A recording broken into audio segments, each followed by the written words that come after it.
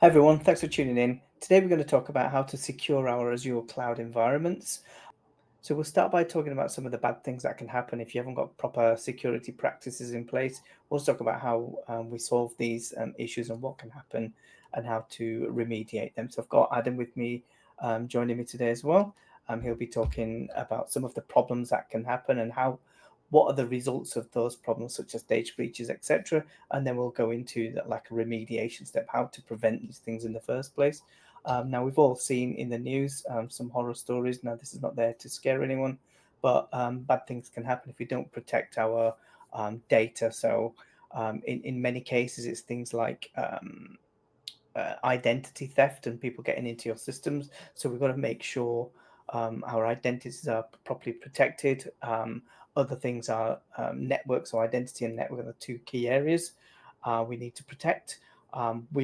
Things that we see happening here also relate to systems like patching and running out of date legacy software, and also not properly isolating your networks. We're not going to talk about patching and backup and those kind of things in this talk, but those are other key areas to be mindful of.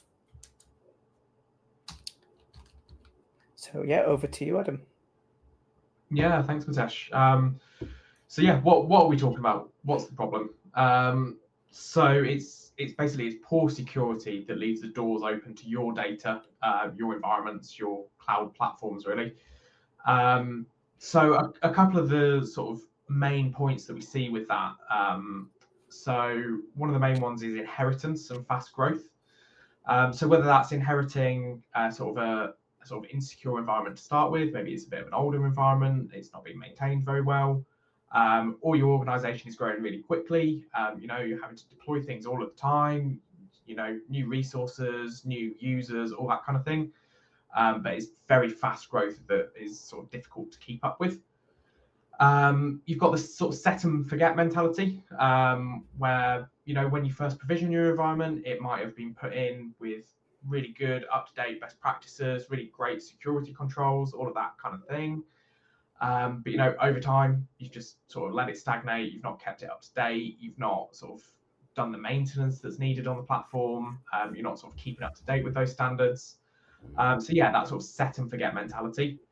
Again, no continuous monitoring, management updates, whether that's individual resources in your environment like VMs and patching, like Mitesh mentioned, or whether it's just keeping an eye on what's going on, what's being provisioned, sort of change tracking, what's going on in your environment, that kind of thing.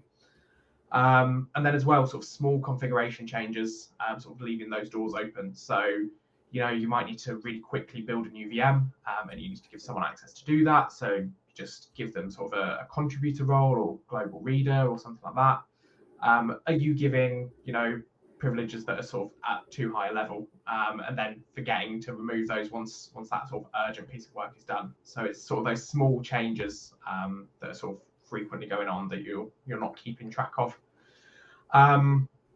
In our environments and our customer environments, we target 80% in terms of secure score and policy compliance, which, while they're not the be-all and end-all of security, they are a very good indication of where an environment is sitting, really. Quite often when we provision new environments, we see them come in at sort of 40, 45% maybe. So yeah, 80% is a really great place to be. 100% is not necessarily sustainable or sort of realistic for all environments to aim for. You have to be very on top of your sort of maintenance and everything like that. And also all of the recommendations that are in there that would get you to 100% aren't necessarily relevant to every environment or every customer. So yeah, 80% is where we like to aim for. Yep, that's a good point. So that inheritance of those are the key areas where we see these problems, or that technical debt somebody's just inherited, and not continuously monitoring this stuff as well. And that's where our our monthly checks for our customers, we keep on top of these scores and make sure they stay above that all the time, where we don't just do a set and forget, which is another big issue that we see as well. Yeah, definitely. So yeah, we're going to go through some of the top issues that we see. As I've already mentioned, identity and access creep, network exposure, two of the key problems that we see. And then we'll look at some specifics around unprotected data and keys, posture drift, and compliance blind spots as well. So having proper visibility of what's going on in your environment. By the way, we've got the help of a bunch of gremlins. You'll see those changes we progress through the slides, and so you can see what they've been up to. You want to avoid having these guys. Yeah, you want to kind of avoid having these guys in your cloud environments as well. Awesome. So yeah, the sort of first area that we're going to focus in on is identity and access. So yeah, what are some of the common problems we see with that? So we see things like accounts with too much access. So accounts where they're maybe needed to do a specific task, but they've been given sort of a global admin role or an owner role in Azure, something like that.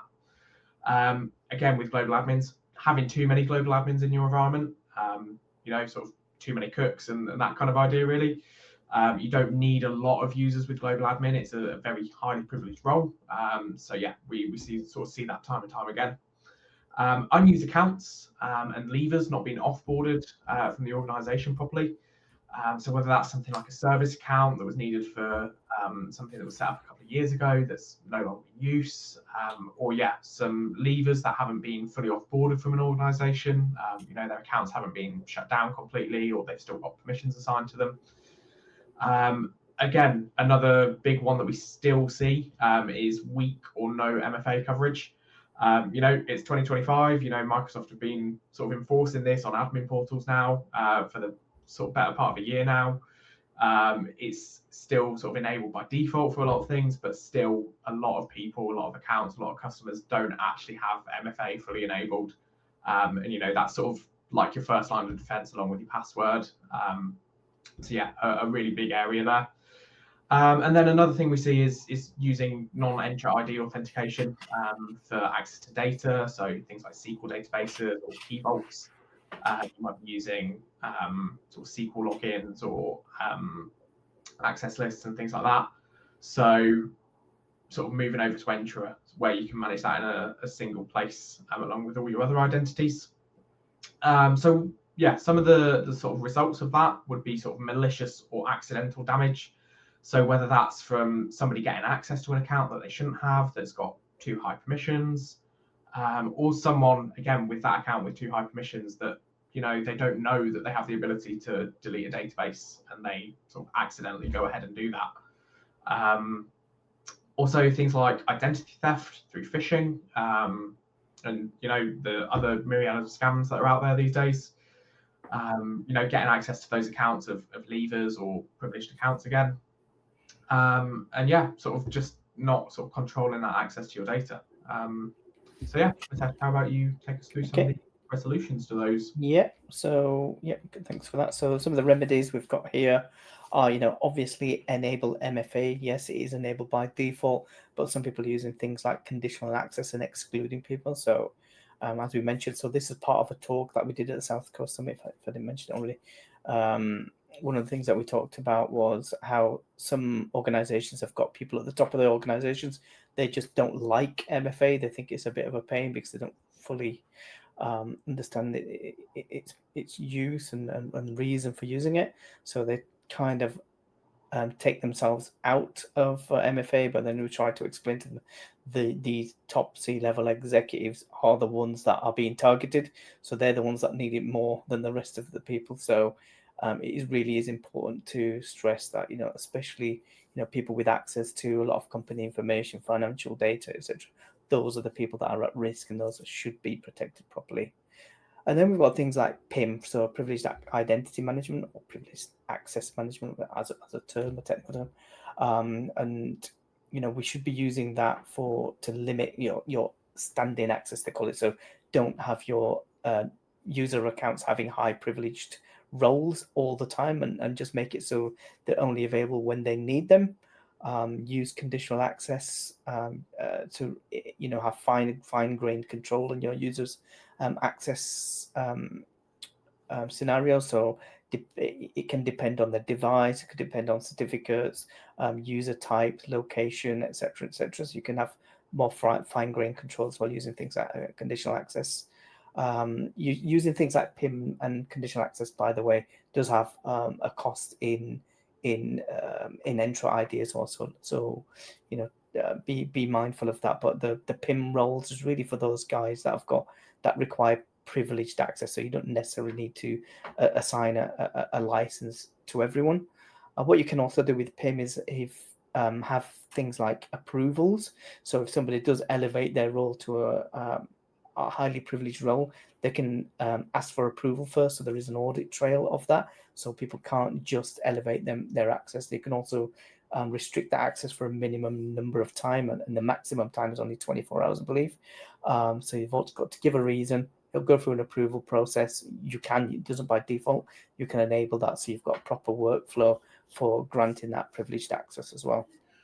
And also monitor and audit unused identities regularly as well. Again, it's part of our managed service. What we do for our customers monthly, look for those accounts that have got high privileged access, look for things that have got that access and not actually even being used, and discuss that with the customers and remove the access or remove the account. We've got to do that. Also set alerts, something else you can do with conditional access, PIM as well, and many other Entra ID operations such as risky sign-ins, for example. One thing you can do is make sure people get alerts, a specified group of users or a user specifically can get an alert for somebody who's elevated their role. So these things are recommended as well, especially with things like break glass accounts as well. Use Entra ID managed identities to access resources. So as Adam mentioned, you've got access to storage accounts, SQL databases, for example, using SQL logins or access keys. And by default, some of these resources in the cloud are open to the internet as well. So what that can lead to, if you're using access keys to access a storage account, for example, somebody leaves your organization, you've disabled their Entra ID account, but they still have that access key, and that storage account may still have internet access enabled, and that's one of the ways that people can get into your data and steal all your information as well. We do have a video on that as well, where we show how easy it is to go and take information from a storage account, download a spreadsheet which has got everybody's credit card details, for example. So yeah, if you get a chance, check that out. Look for that video on our channel. If you just search for @LANET Ltd, you'll find our channel, and yeah, if you can subscribe, that'll be awesome.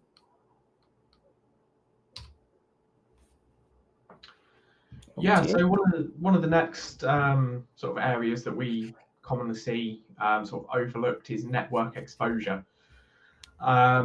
So obviously that's encompassing all sort of the aspects of networking, whether that's sort of public-facing networking or internal networking within your environments. And this is where there's sort of quite a heavy crossover between sort of your traditional kind of on-prem network ideas and sort of the cloud world as well. So yeah, some of the things that we see with this is open public IP addresses. So having public IP addresses assigned directly to VMs or sort of other resources in your environment where they're not needed and they're sort of overly open. Overly permissive NSGs, network security groups, or Azure firewalls as well. Where there's not sort of restrictive rules in place. They've just got sort of allow all rules. They're not locked down to specific ports or specific address ranges, things like that. Open PaaS resources as well. So, when you provision a storage account or a key vault, by default, you have that public network access enabled that Mitesh was just mentioning. So that means that resource is accessible anywhere in the world. And that's, not too great from a security perspective. So yeah, we see that sort of left on the default settings, left open quite often. Or believe it or not as well, just not having any firewalls in your environment. So whether that's the NSGs, the Azure firewall, sort of partner MVAs, things like that, just not having any of those in there at all, which is, quite a dangerous position to be in, really. So yeah, what are some of the results of that? So, things like unauthorized access to your network and lateral movement across networks as well. If you've not got those firewall rules in place or those sort of security measures in place, if someone is accessing your network, they can move from VNet to VNet, subnet to subnet without any of those restrictions. Those malicious users can access those resources in your network then. And that sort of links back to the identity piece as well. With if those resources aren't locked down to specific identities, then they can get in quite easily as well. You can have data exfiltration and leakage. So in the same way they can move across those networks, they can also move your data across those networks and out of the network as well, more importantly. And yeah, exposure of resources to the internet. So with things like brute force login attempts, there's a lot of bots out there sort of crawling different ports and different sites and different IPs and things like that all the time. So these attacks are sort of very real and very real world, and something that we've seen in the past as well. So yeah, how about you tell us how to sort them out again, Mitesh? Yeah, thank you very much. So how do we prevent some of these issues? And the main one here, when we talk about the lateral movement, so if someone's got into a network or a dev network, like we saw in those previous two examples of recent data breaches, they've managed to get into one network, and then they can crawl all the way through other networks, on-premises networks, to your data sources, to your backups. And that's where segmentation is really important. So segment your workload. So if you've got a supplier network, for example, they can only see certain areas of your network, not the whole thing. It's all locked down by proper identities and network controls, such as NSG rules and firewall rules. Log all your traffic to NSG.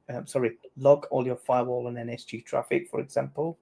And you can also set up alerts. So one of the things that CIS or NIST require as well is logging and monitoring and even alerting of any changes. So if someone makes a change to a firewall rule, it triggers an alert so people know, okay, somebody's got into a firewall and made a change. So if it's unexpected, somebody's in there trying to find their way in.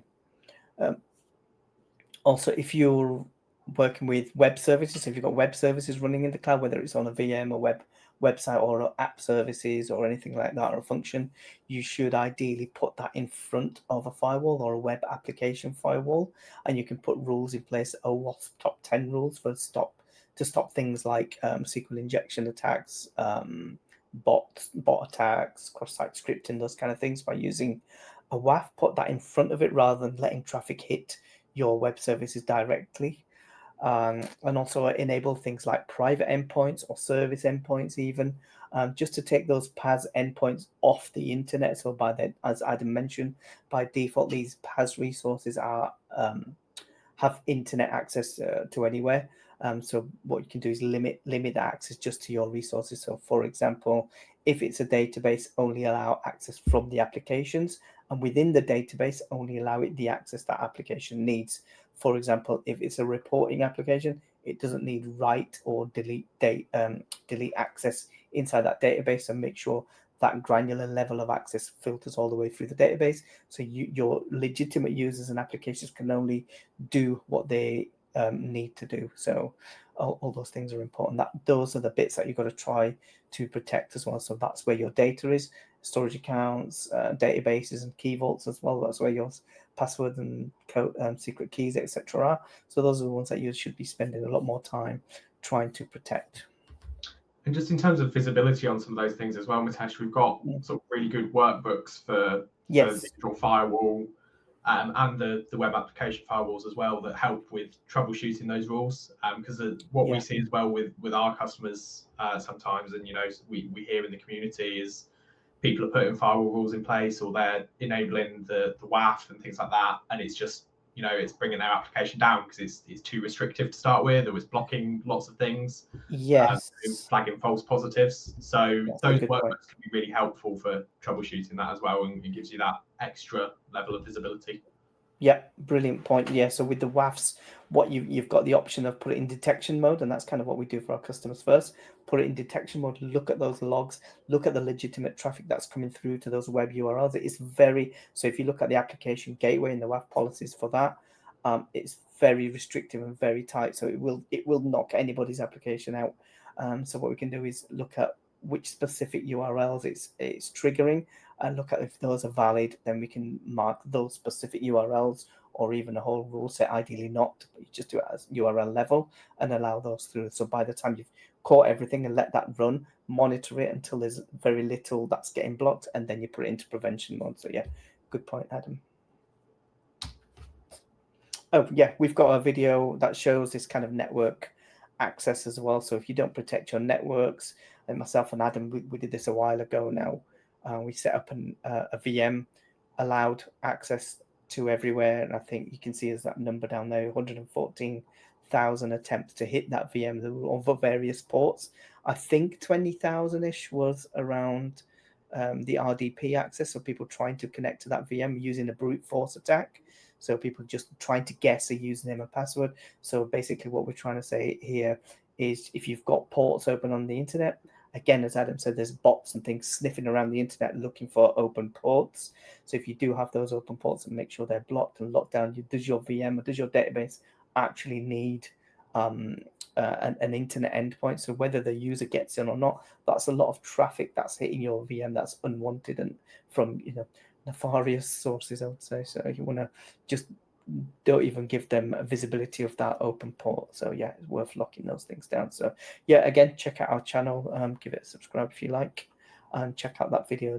Just search for the visualize NSG flow logs, and you can see some examples of that on there. So yeah, those two are the main. Yeah, so you've got your identity and access and your network access methods. Yeah, so we're sort of getting on to not the sort of secondary, but sort of points that relate back to that sort of access and networking piece now. So yeah, first of those being unprotected data and keys. So you can have things like ports and access being left open and not properly secured. On things like databases, storage accounts, key vaults, all of that good stuff that stores your data in the cloud. Not having that properly locked down with those access controls we've mentioned, or with those network restrictions. And yeah, that can sort of result in obviously data breaches via exposure to those sort of storage locations. Attackers gaining access to your data. There's still in the news, there's stories about companies with like public FTP sites or open S3 buckets and things like that. And they've been attacked via those those doors, if you would. Again, you can have accidental or malicious damage. So like we mentioned earlier, with users that have sort of too highly elevated permissions, they can sort of cause quite a bit of damage in an environment without realizing what they're doing or that they're even able to do that. And yeah, really what all that leads to is, like with Land Rover and M&S and Co-op and various other companies this year, you'll end up in the news. And that can do a lot of reputational damage. And with companies like Knights of Old as well, we've seen them sort of completely shut down as a result of a cyber attack, which is a real shame because it's stuff that is definitely avoidable. And when you put these sort of restrictions in place, it can sort of save you from that humiliation of appearing in the news for these kind of things. Yeah.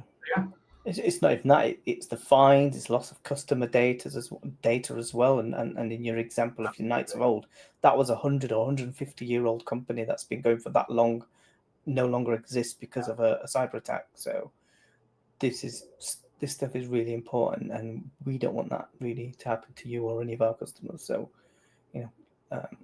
take some time to think about these things. So some of the remediation options here to protect your data and keys is lockdown access with strict RBAC and network rules. For example, so for your data sources, I mentioned storage accounts, databases, etc., where your data is, make sure that's restricted properly at the right levels with the right role-based access and network controls in there. Secure your key vaults, as Adam mentioned, that's where your secrets and passwords are. So make sure they're secured as well. Don't allow storage accounts access via access keys, for example, because again, if that's accidentally left open or left open for a short while and somebody's left your organization, they've got access to that storage account. Same with SQL Server. Don't store passwords in your deployment scripts because those could get those could get uploaded accidentally to a public repo or something like that. Users could potentially do that. Make sure you set up those diagnostics and alerts for things in your environment. And And the key things, kind of what we said on the day when we did this presentation, is to review the recommendations, review Defender for Cloud recommendations and Azure Advisor, and just review your environments. Keep an eye on those things. So if we do the set and forget thing, things will change over time, and you'll start getting things will start getting unsecure as well. So again, as I mentioned on the day, it's like, if you don't take anything away from this presentation, take away one thing, which is to make sure you're constantly reviewing your environment every week, every month, to make sure there's no drift. Kind of what leads us on to a future topic coming up now. Yeah, perfectly leading into posture drift. Yeah. So posture drift is obviously where you sort of set out your initial best practices when you first provision your environment, and then over time, whether it's through not keeping an eye on things or just sort of just forgetting, really, you drift away from that initial sort of best practice, highly secure environment that you had initially. So some of the things that can lead to that are sort of adding in exceptions, whether that's to like Azure policy or sort of like network rules and things like that. Adding in those sort of temporary exceptions that, you know, get the work done at the time, but, you know, you might not go back and review and remove them once they're done with. Adding in temporary access and policies and things like that. You know, we've mentioned it throughout, but, you know, the example of giving someone a global admin role when really they could have just done with a key vault contributor role or something like that. And then, you know, we all tell ourselves that's going to be temporary access, but 3 months down the line, that user's still got that access, and, you know, they can still go in and do whatever they want, really. Or they might have left. Yes, exactly. As well, we've got incorrect firewall or access control configuration. You know, you've set out your firewall rules initially, and you've got a really locked down network. But, you know, you're getting those requests in from your developers or customers or whoever it might be, that they need access between 2 different VMs. Instead of just allowing that specific port, you might just allow all access between those VMs, and then that's opening you up to a world of pain with other things as well. And then as well, assigning direct access instead of assigning access through groups. So if someone needs access to a key vault, you assign them access directly on that key vault resource, rather than, you know, setting up a group, giving that group the access. And then that makes it really hard to clean up when a user leaves your organization. You can't just remove them from those groups. You've got to go into the resources and remove those permissions individually. So it creates a bit of a management headache, if you would. So yeah, again, all of these things kind of result in a number of problems, really. So things like data breaches via the exposure to storage or databases. You've got the persistent access from the forgotten exceptions. So whether that's the policy exceptions or the users that you've given those permissions to. Shadow admins as well. So users that, you know, they shouldn't have as high permissions as they do, and they can sort of perform all the kind of jobs that an admin would be able to perform, but really they don't need that level of access at all. Bypassing those controls, so things like conditional access and RBAC, that can be really dangerous as well. And again, this can all lead to sort of your accidental or malicious damage in the worst cases.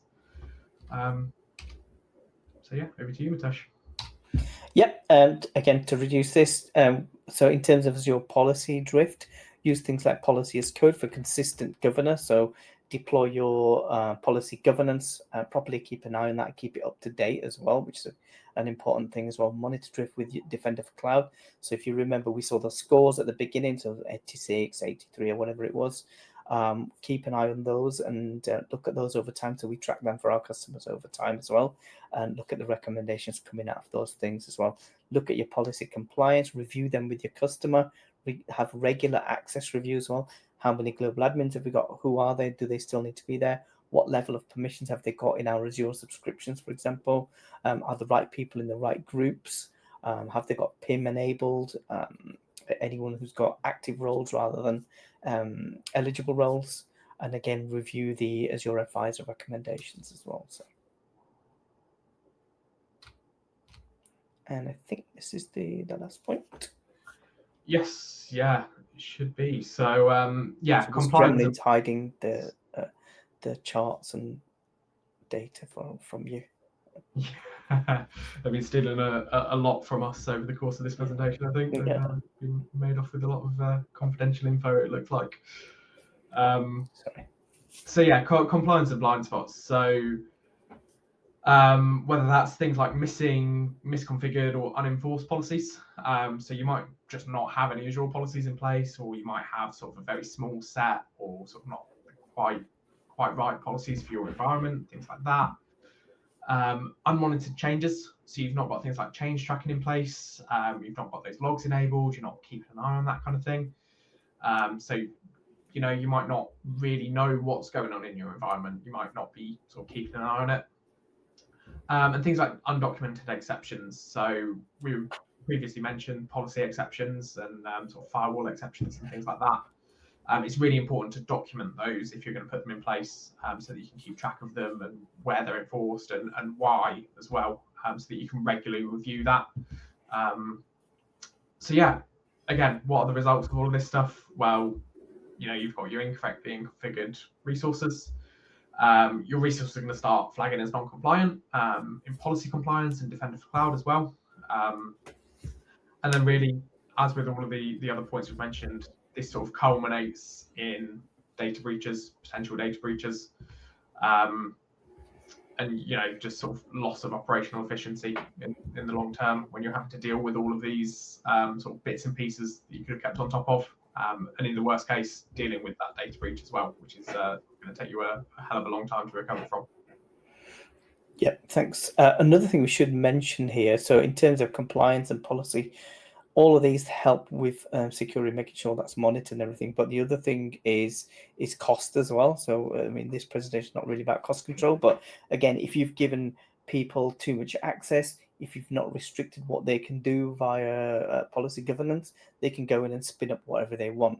And that could be any machine, for example, or a database, whatever size they want. And you won't really have a view of that if you've not really got a view of your monitoring and what's going on in the environment. So I just wanted to point out there's a million other things that can go wrong, but this is mainly focused around security as well. So, okay, so blind spots. Yeah, again, review, compliance, and assignments. So that was the other thing. So yes, you've got compliance and governance. You've got Azure policies and initiatives in place, but are they assigned correctly? Are they assigned to the right place? So those are things to check out for as well. And you can see that in the policy compliance center as well. And as I mentioned earlier, access reviews and PIM, check out your PIM reports, your PIM access reviews as well, and look at your change tracking and alerts. So look at your dashboards, who's doing what in your environment, and log that as well. So your activity from your subscriptions, you should be taking logs and sending that information to Log Analytics, for example. So you will be able to report on who's created something or deleted something, and all that information is available to you as long as you're switching that on and logging it correctly. And yeah, so is this one my one, or do you want to cover it? I'll let you cover this one, Adam. Yeah, for sure. So yeah, how do we maintain that sort of magic 80% that we were mentioning for our customers? So it is a decent amount of work that you have to do to maintain that score. But things like continuous monitoring of Defender for Cloud scores and the policy scores as well that we mentioned, help to keep on top of what's going on in the environment. It helps with visibility, and they always have the really good recommendations in Defender for Cloud as well that can point out some of the areas that are sort of needed improvement in your environment. You've got policy-driven automation, so we have our set of policies that we put in place in environments, and also the sort of Microsoft policies as well are really good to automate a lot of these tasks.